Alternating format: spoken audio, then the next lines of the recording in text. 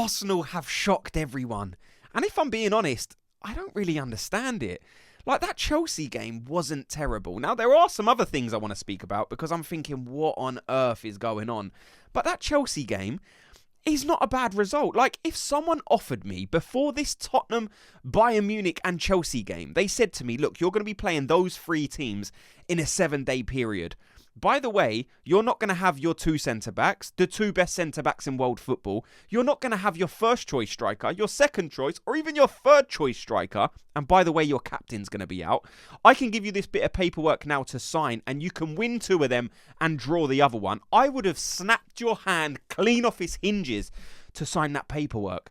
Please don't let people dress this up as a bad result. Look, in a perfect world, of course, Arsenal would have won the game against Chelsea. People I'm seeing are starting to dress this up as, oh my God, Arsenal couldn't even beat a 10-man Chelsea. But come on, guys, please apply context.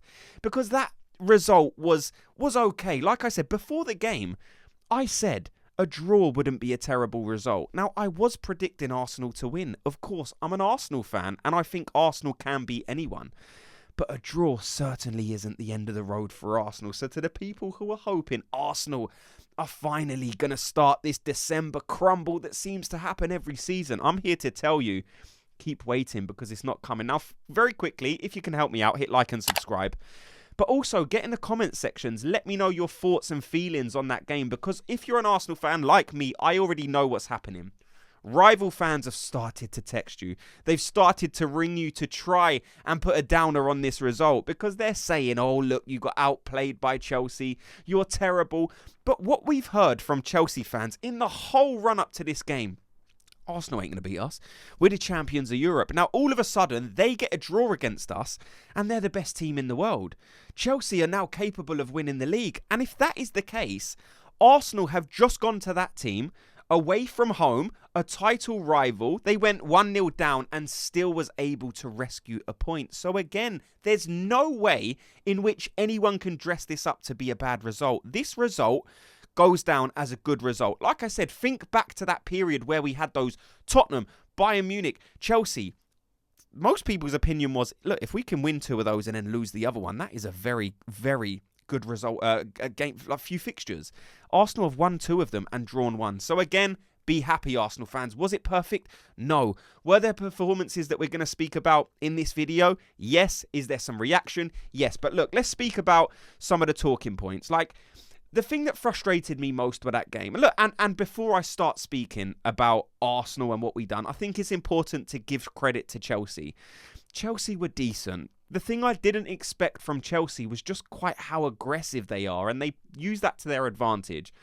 Arsenal in recent seasons have been a team that has kind of struggled with those aggressive teams. I think Newcastle has certainly in previous seasons been a bit of a bogey team for Arsenal, and I think a lot of that is due to the fact that they're just so aggressive, so nasty, in your face. And you could see from early on that this was a tactic Chelsea were deploying. Maybe they do this every game, but I certainly noticed it more in this game. And that was showcased by the fact that Caicedo got sent off. From very early on, he was being nasty. Every time an Arsenal player was trying to reason with him, even talk to him, he just had a stone face. I hate coming up against those guys. But in all fairness, when we had one of those guys, in like a Granit Xhaka, for example, I loved it. So I'm not going to complain about it. Chelsea were aggressive. Chelsea deserved the point. Did they deserve to beat Arsenal? No. And to the people saying, yeah, but if they didn't get Caicedo sent off, they would have easily won. I guess we'll never know. They didn't. They got a point. Run home and cry about it. So something like the yellow cards were a massive thing that I was looking at and thinking, like, this is so damaging. Why are we getting booked so early? We saw it with Zubimendi. Like, some of the yellow cards, Nketiah, Mosquera, you had both of your centre-backs on a yellow card is never a good thing, especially when Chelsea do have these quick, dynamic wingers. You had Calafiori, you had Lewis-Skelly, you had Gyökeres. That one, for me, was the most confusing because going into half-time, Calafiori is booked. So Mikel Arteta makes the switch. I'm assuming because he doesn't want 3 of his 4 defenders on a yellow card. As soon as Lewis-Skelly comes on the pitch, he picks up a yellow card. Mikel Arteta must be looking at that and thinking, I've literally just brought you on because the other left-back, Calafiori, had a yellow card. I don't want the left-back playing with a yellow card. As soon as Lewis-Skelly come on, he picks up a yellow card. And look, Lewis-Skelly has come in for a lot of criticism recently, and I haven't wanted to get involved in it.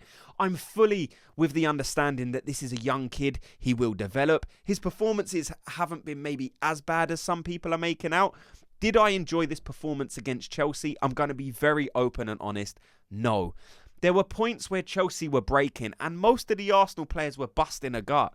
And I was looking at Lewis-Skelly, and I hate to call him out, but he was jogging. And I was like, that is in no way acceptable. And it's hard to point fingers at a 19-year-old and say you need to try harder because he's achieved more than I ever will, right? But as an Arsenal fan, you do look at that and you think that's not a good look. And that's, yeah, a frustration amongst Arsenal fans. Because, look, I saw it on social media. People calling out Lewis-Skelly, saying he's a disgrace. I'm certainly not going to use those harsher words. But to see a player jogging in moments when he was the guy who lost the ball, not a good look. The frustration early on in the game was, I don't know, look, Marino. There was so many performers that wasn't on top form, okay? I mean, I'll say Lewis-Skelly in the second half, but Mikel Merino early on, I think he definitely grew into the game. But there was like a 20-minute, well, the first 20 minutes, he lost the ball on like 3 separate occasions. And I was like, we can't be doing that against a team that is so quick in transition, who's so quick when they counter Chelsea. So to have Marino losing the ball 3 times in 20 minutes again was just something I writ down because it was a frustration. You had, I don't know, Eze didn't really perform to the top level. You had Martinelli who didn't. Saka was okay, but there were a few, like Zubimendi, I don't think that was his best game. The only guy I can look at and say you put in a very good performance was Declan Rice. I think he had that one tackle in particular where it looked like Pedro got round him and then all of a sudden he sticks out a leg, a lunging challenge, a risky challenge, but a perfect challenge nonetheless. Declan Rice is just the guy that you seem to be able to depend on a lot. And look, in that first half, like I said, Arsenal weren't brilliant. I don't think Chelsea were brilliant. It was an aggressive game. It was back and forward, a bit of a 50-50. But no one seemed like they was grabbing hold of the game. And I actually thought that changed when Martin Ødegaard come on. Like, I think something shifted slightly. It seemed like Ødegaard wanted to grab the game by the scruff of the neck, which is something people have accused him of not doing before. They've always said, why is Declan Rice being that guy who wants to take control in moments to try and get Arsenal up the pitch? But Martin Ødegaard, credit to him, although he didn't do anything outstanding, when he came on, he wanted to dictate play. He was always the guy that wanted to receive. He was at the forefront of everything good Arsenal done going forward. So again, Ødegaard has come in for criticism lately. People saying Ez is way better in that position. So I wanted to just say I appreciated what Ødegaard done when he come on. Now, it wasn't enough to actually change the game completely. But yeah, to have Ødegaard back is a massive plus. So I thought that was good. There was a few. Look, I don't think it was the referee's best game. And again, this isn't me sour grapes crying about the referee's performance. Again, Chelsea deserved the point. So this isn't me after the fact complaining. But there was a few instances where Chelsea got away with quite a lot. I don't know if it was because it was the home crowd, but there was one thing in particular where Enzo just booted Yuri Timber and there was no consequence whatsoever. I think there was another one where Zubimendi got booked when Saka got done way worse by Cucurella in the exact same scenario. Like, Cucurella snapped Saka in half and he didn't get booked, but then Zubimendi done a very lighter challenge under the kind of same circumstances, and then Zubimendi got booked. So for me, I just don't think it was the ref's greatest performance. I'm not someone who comes on videos and calls out referees and say they're rubbish. I'm still not even doing that in this video. I'm just saying I don't think the ref performed at his highest level. And then you had the red card. The fact people, certainly Chelsea fans, are questioning this red card is beyond me. That is one of the most dangerous tackles you will ever see, like certainly this season. That was reckless. Like, Caicedo was on a warpath. Like I said, from early on, you could see he didn't want any of it. Every time someone tried talking to him, giving him a handshake, giving him a pat, he was just looking at him like this, and I just thought, oh, I don't like that. So the fact he got sent off and then he pretend, like the dramatics come out where he pretends he's injured as well in a challenge that in no way, shape or form could ever cause any injury on him. He had literally a straight leg and it was stud onto ankle. So how any Chelsea fan can look at that and say That's a decent tackle. That's certainly not deserving of a red card. They're just not being true to themselves. So this is the position Arsenal find themselves in. Still top of the league by quite a long way. Like, Chelsea fans are getting very excited. Oh, we played better than you. We should have won the game. But you didn't, and you haven't closed the gap on us. So again, this is a good weekend for Arsenal. In a perfect world, City and Liverpool would have dropped points, but they did last week, so nothing's really changed. Arsenal have got a very tricky away from home fixture out of the way against a title rival, because this is what people are saying Chelsea are now. Do I agree with them? On that performance, you have to say yes. Again, I'm not writing Chelsea off. I'm not saying Chelsea are rubbish. The only thing that I'm calling out is the narrative around Arsenal dropping points against a team like Chelsea when they're saying in the same breath, Chelsea are title rivals. Chelsea can now win the league. Well, we've just gone to that team away from home and got a point. So, yeah, no way, shape or form am I looking at this in a negative. Again, in a perfect world, Arsenal would have got the win.